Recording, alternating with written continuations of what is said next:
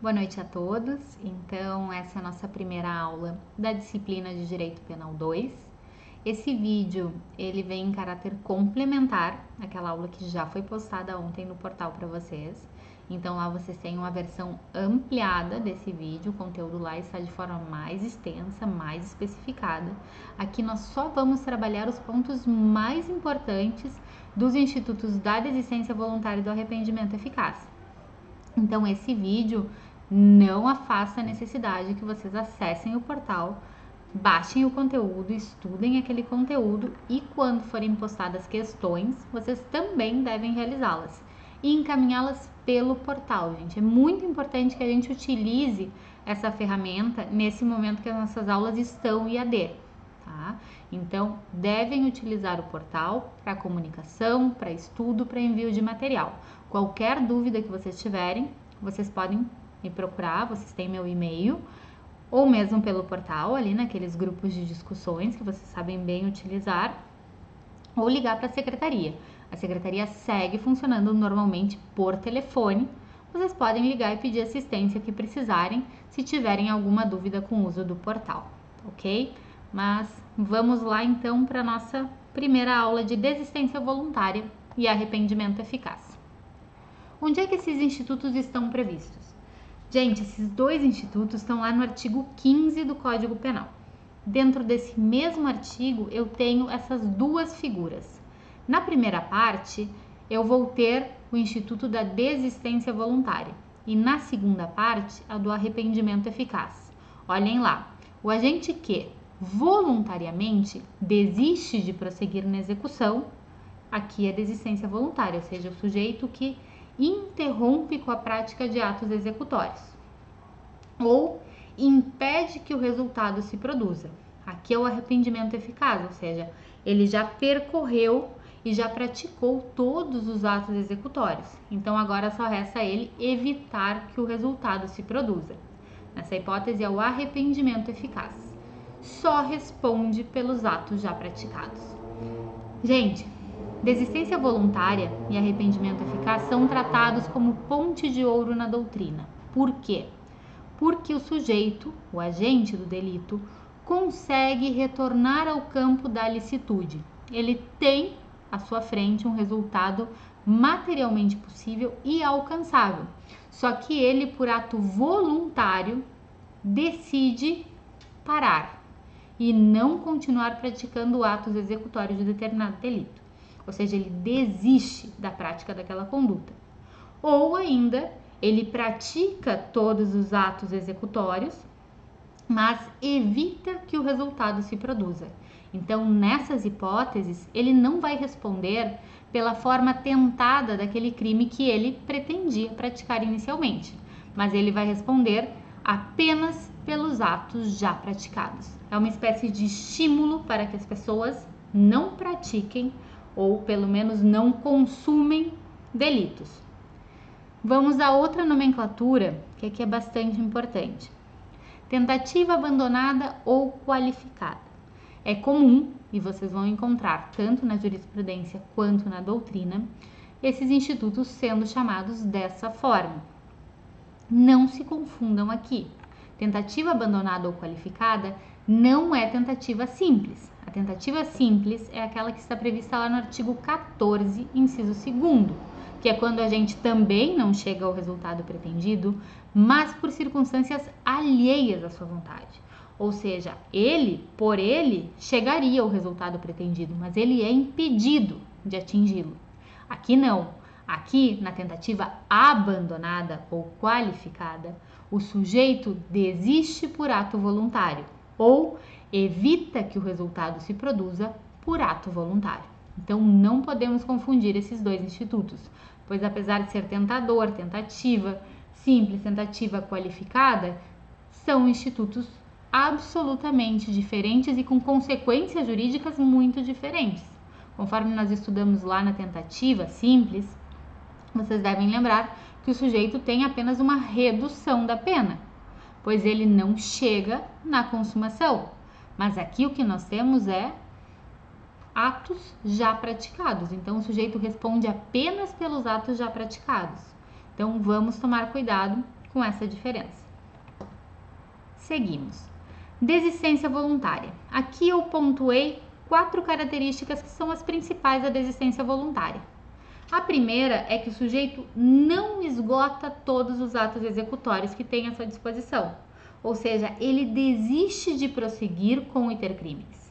Ele efetivamente desiste de dar continuidade apesar de podê-lo fazer, apesar de ainda ter atos lesivos à sua disposição. Ele interrompe a sua ação. E essa interrupção, essa desistência vai se dar por um ato voluntário. O que significa ato voluntário? Ato voluntário é aquele livre de coação, seja coação moral ou coação física. Isso é ato voluntário, tá? É diferente de ato espontâneo. Aqui não se exige que o sujeito desista de prosseguir na senda delitiva por uma motivação qualquer que seja ela, tá? Uma motivação nobre, por exemplo. Não, o sujeito pode estar praticando o crime e porque alguém diz para ele parar, ele para. Ou mesmo a vítima, diante dos apelos da vítima, ele desiste de prosseguir com o delito, ok? Então isso é ato voluntário. A partir desse ato voluntário, o que eu tenho é a não consumação do crime por circunstâncias inerentes à vontade do agente. Aqui a principal diferença da desistência voluntária para a tentativa simples. Lá o crime não se consuma, mas por circunstâncias alheias à vontade do agente. Aqui o crime também não se consuma, mas por circunstâncias inerentes à vontade, ao desejo daquele agente. Por isso que se costuma dizer que o dolo presente na desistência voluntária é o dolo abandonado, porque o sujeito poderia prosseguir com uma conduta delitiva, mas ele abandona aquela intenção inicial. Agora aqui eu trouxe para vocês um quadro que ele está lá no material que nós utilizamos como bibliografia básica. Deixa eu só voltar que ele acabou pulando.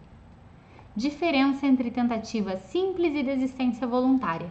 Esse é um quadro que vocês encontram no manual do professor Rogério Sanches. E ele coloca lado a lado a tentativa simples e a desistência voluntária, vendo os pontos que as aproximam e os pontos que as distanciam. Então, ali nos elementos, se vocês observarem, tanto a tentativa simples quanto a desistência voluntária exigem o início da execução. É o primeiro ponto. A diferença vem no segundo item. A não consumação, na tentativa simples, se dá por circunstâncias alheias à vontade do agente, enquanto que na desistência voluntária, a não consumação se dá por circunstâncias inerentes à vontade do agente. E agora, como último elemento ali, se repete a questão do resultado possível. Precisamos de um resultado possível para os dois institutos, senão estaríamos frente a um terceiro instituto, que seria aquele do crime impossível previsto lá no artigo 17 do Código Penal. Com relação ao dolo, na tentativa simples, o dolo é de consumação. O sujeito só não chegou ao resultado pretendido por circunstâncias que foram estranhas à sua vontade. Então, o dolo permanece sendo de consumação. Já na desistência voluntária, o dolo é o chamado dolo abandonado, como eu expliquei para vocês no slide anterior, porque o sujeito para porque ele assim deseja, ou seja, por circunstâncias inerentes à sua vontade. Na fórmula de Franco, costuma-se dizer o seguinte: na tentativa simples, o agente ele quer prosseguir, ele deseja ir adiante, mas ele não pode. Na desistência voluntária, o agente ele pode prosseguir. Eu disse para vocês, o resultado é plenamente alcançável, mas ele não quer. Vejam as consequências jurídicas que também diferenciam os institutos. Na tentativa simples, se vocês forem lá no artigo 14, inciso 2º, parágrafo único, vocês vão encontrar uma causa de diminuição, ou seja, a pena vai ser diminuída de 1/3 a 2/3. Já na desistência voluntária, nós acabamos de ler o artigo 15, o que acontece é que esse agente só vai responder pelos atos já praticados. É uma diferença bem significativa. Vamos ao arrependimento eficaz. Aqui coloquei para vocês novamente as principais características, se quiserem tratar como requisitos, também pode ser. Aqui, Arrependimento eficaz, diferente da desistência voluntária, o agente efetivamente já percorreu todos os atos executórios, ou seja, eu tive um esgotamento do processo executório. Mas o que acontece? O agente, também por ato voluntário, ele evita o resultado. Então, assim como na desistência voluntária, eu tenho um ato voluntário. Não há necessidade de ser espontâneo. Lembrem, a previsão é a mesma, é lá do artigo 15. Mas esse ato voluntário faz com que eu evite que o resultado se produza. Ou seja, esse resultado deve ser evitado. Se vocês observarem a nomenclatura, é arrependimento eficaz. Então, eu preciso evitar o resultado naturalístico. Senão, o sujeito não vai ter a incidência desse instituto. Outro dado importante. Esse instituto, ele só cabe em crimes materiais. Por quê? Porque os crimes materiais são aqueles que exigem o resultado naturalístico para fins de consumação. Nós vimos isso ainda nas nossas aulas presenciais. Então, o sujeito percorre todo o iter criminis, mas ele tem a possibilidade de evitar o resultado. O que não poderia acontecer com os crimes que são chamados de consumação antecipada, os crimes formais, porque esses crimes eles não exigem o resultado naturalístico para fins de consumação. Eles se bastam com a realização da conduta. Então, aí, efetivamente, se o sujeito percorre todo o iter criminis, realiza todos os atos executórios, ele já estaria com a conduta consumada. Não teria como se evitar um resultado. Novamente, consequência jurídica, a mesma da desistência voluntária. O sujeito responde pelos atos já praticados. Mais importante, e vocês não podem esquecer, somente se ele evitar o resultado. Aqui no final, para encerrar, eu coloquei algumas questões para vocês, para que a gente consiga visualizar como esse conteúdo está sendo cobrado efetivamente em provas. Tá? Eu coloquei questões de VOF que são mais simples de responder por vídeo. Então vamos lá. Tentativa abandonada ou qualificada.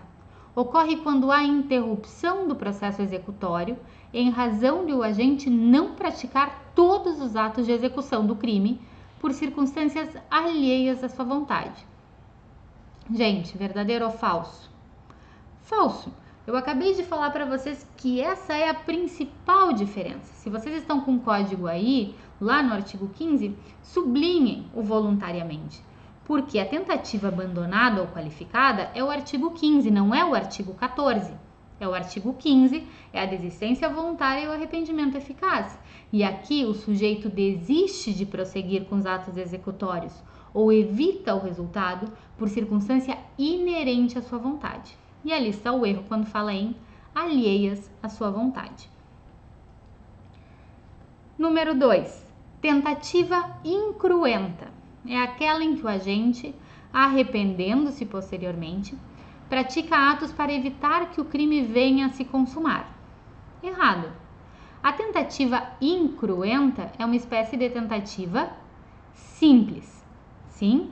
Então, na tentativa simples, o que nós temos é o não resultado por circunstâncias alheias à vontade do agente. Então, não há figura do arrependimento dentro da tentativa simples. Novamente, ela é falsa. O que está narrando para vocês ali, que é quando o sujeito evita o resultado, é o arrependimento eficaz. Seria a tentativa abandonada ou qualificada na espécie de arrependimento eficaz. Próxima questão. No arrependimento eficaz, é irrelevante que o agente proceda movido por motivos nobres ou por motivos subalternos egoísticos, desde que não tenha sido obstado por causas exteriores independentes de sua vontade. Verdadeiro. Foi aquilo que eu falei para vocês. No arrependimento eficaz, não importa se os motivos dele são nobres, se os motivos dele são egoísticos, porque não é ato espontâneo que é exigido, e sim ato voluntário. Então, o que interessa é que ele não sofra uma coação, seja física ou moral, para desistir ou para evitar o resultado. Então, ela é verdadeira. A última questão que eu coloquei ali para vocês. A concretização da desistência exige tanto a voluntariedade da conduta do agente, quanto a espontaneidade do ato. Falso, gente. É aquilo que nós estamos falando desde o início desse vídeo. É ato voluntário, não é ato voluntário e espontâneo. Então, a exigência do artigo 15, conforme nós lemos lá no início, é que o ato seja voluntário. Não há essa necessidade de que seja espontâneo. É falsa. Bom, gente, esse era um vídeo bastante sintético que tinha como função exatamente isso: destacar os pontos que eram mais importantes dentro do conteúdo da desistência voluntária e do arrependimento eficaz, trazer poucas questões, porque a ideia é que nós façamos na semana que vem em torno a 20 questões de VOF com todo o conteúdo visto até agora, tá? Então era apenas para vocês já começarem a visualizar como esse conteúdo ele é cobrado em provas, tá? Por isso as questões ao final. Eu fico à disposição se vocês ficaram com qualquer outra dúvida sobre esse conteúdo ou das aulas anteriores. Então entre em contato comigo pelo e-mail ou pelo portal. Eu vou disponibilizar esse vídeo para vocês. E aí, qualquer dúvida, qualquer alteração que possamos fazer para melhorá-lo, fico à disposição. Boa noite a todos.